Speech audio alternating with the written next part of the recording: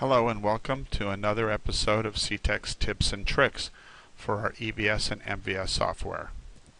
My name is Reed Copsey, the President of CTEC Development Corporation.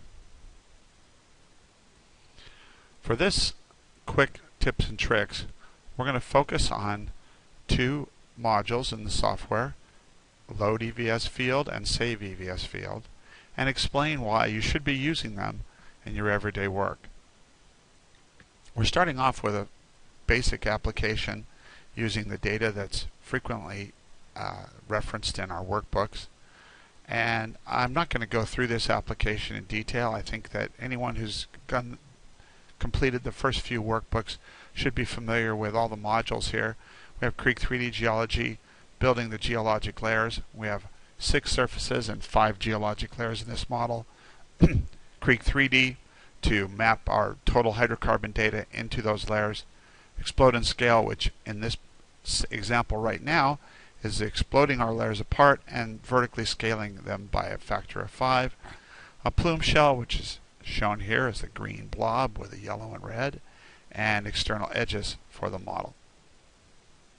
And to top it off, we have a legend showing the concentrations of our total hydrocarbons. Now, this application has the ability to be easily adjusted to show different things. For example, if I connect this material name port to the legend, and if the module connected to the legend has the material ID selected as the data component, I'm going to unselect total hydrocarbons and select material ID.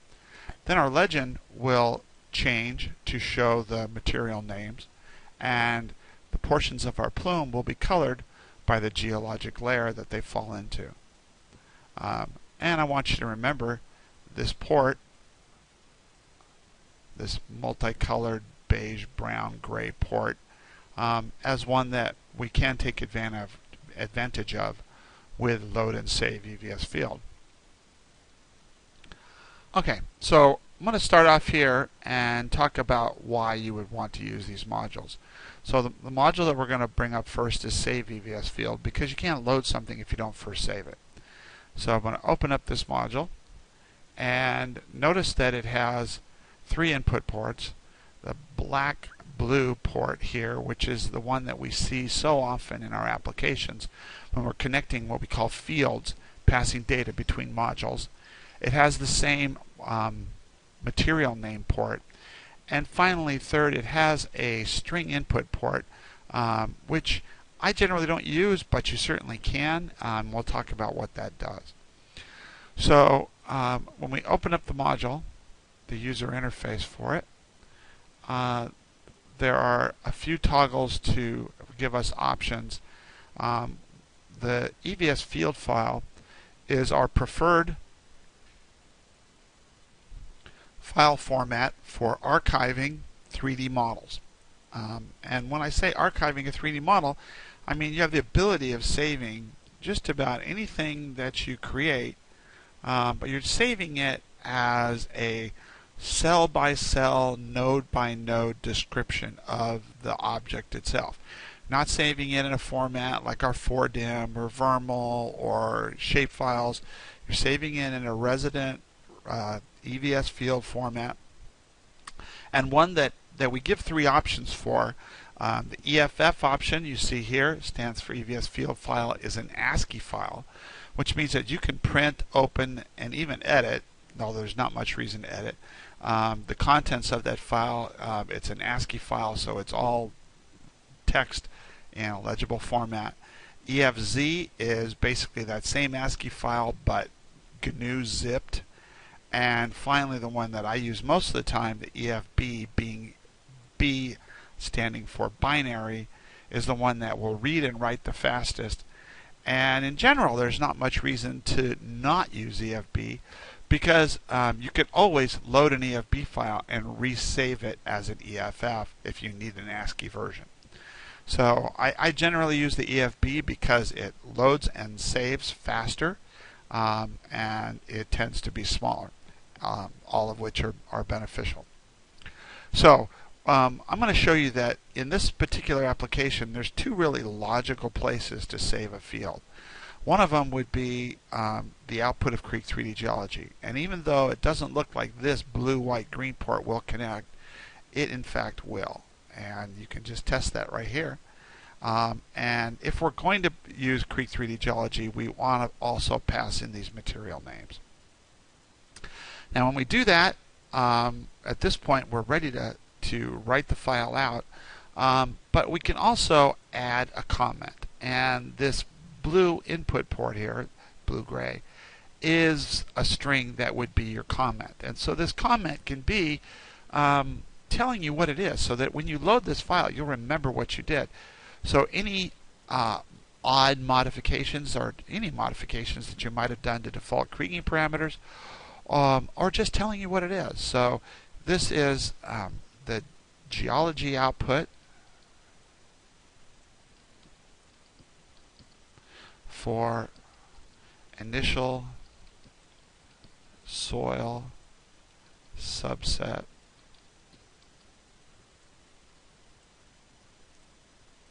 from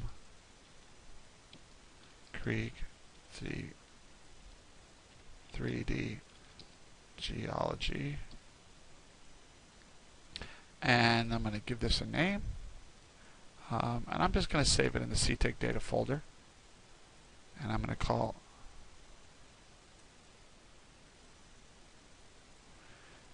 the file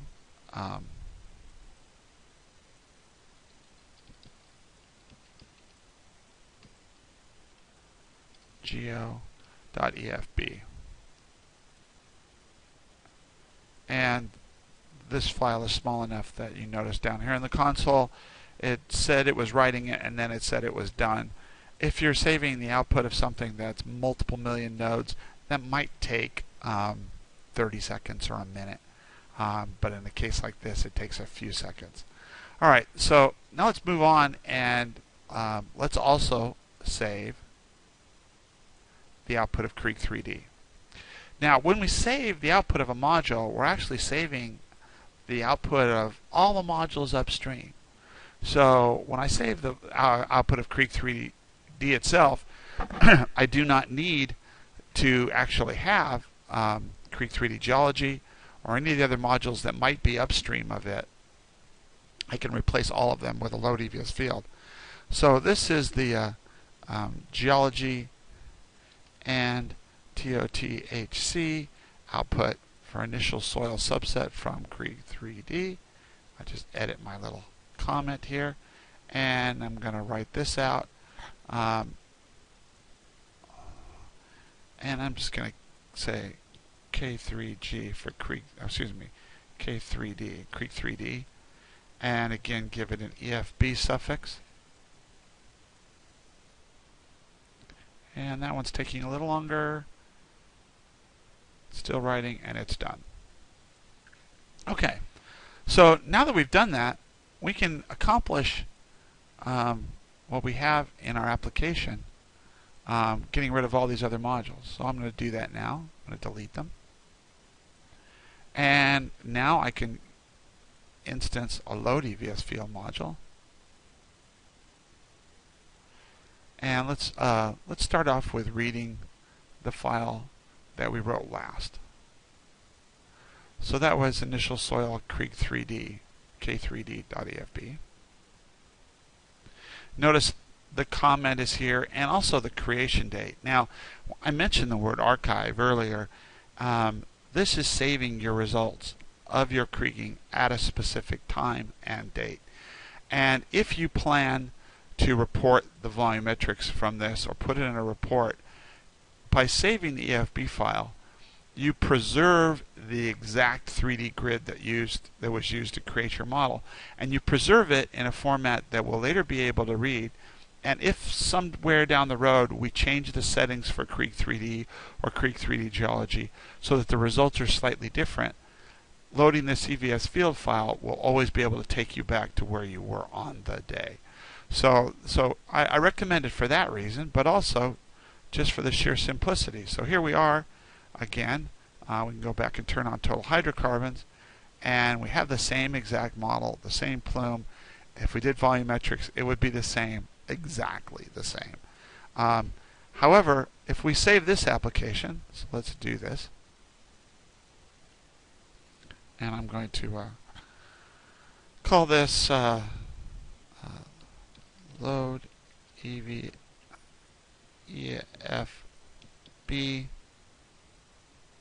video. Now if I want to reload this application, it's going to load in a fraction of a second and take me right back where I was. And so I'm not going through the kriging process anymore, albeit this particular one would run in a minute or two. You saw this application now loads, and that was all real time. It loads in a second. So you'll notice that speed and being able to duplicate your exact results are among the important issues that you get by using it. Now, unless you need to have a legend with the material names, or unless you want to add a geologic surface to this application, we really don't need the other EFB file that we saved, which was the output of Creek 3D Geology. But if we get that, so let's go ahead and do it.